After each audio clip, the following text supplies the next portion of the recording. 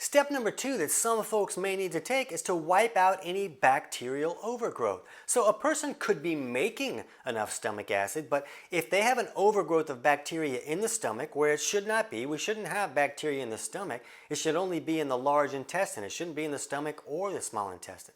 But it's very common for a person to have a bacterial overgrowth in the stomach, and a lot of times the waste from that bacteria can be very alkaline. So that alkaline waste could be neutralizing the acid that your stomach is making, so you're getting all these signs that you have low stomach acid.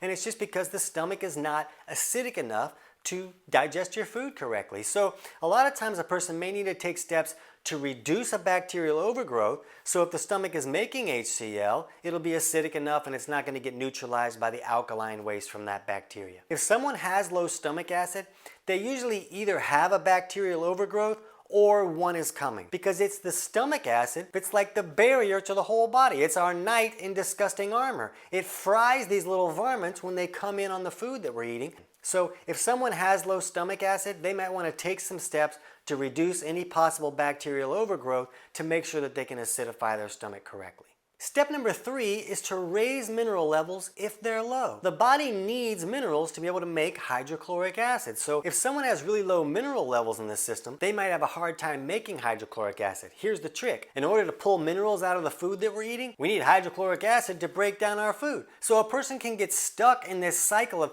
hey, I don't have enough minerals to make HCl, and hey, I don't have enough HCl to break down my food and get out minerals, and hey, I don't have enough minerals. They can just be broken for years or even decades. So we like to see people look at their chemistry and get an idea of where their minerals are at. So you can just look at your blood pressure with a blood pressure cuff that you pick up at a pharmacy for $30 or $40 and check your blood pressure at least 2 hours after a meal, but not first thing in the morning. And if the systolic number, which is that top number, is below 112, that's a really strong sign that minerals are low in the system. And maybe your body doesn't have enough minerals to make HCl. So a good way to raise your minerals is to use an unrefined salt, like a sea salt or a mine salt. And you're trying to get that chloride ion out of that salt so your body can make hydrochloric acid. That chloride ion is necessary. And I've seen people who've turned their whole world around just by adding an unrefined salt. So many people run from salt because the doctor told their Uncle Bill it was going to kill them. But the reality is that a lot of people really need salt, and there's a lot of benefits that can come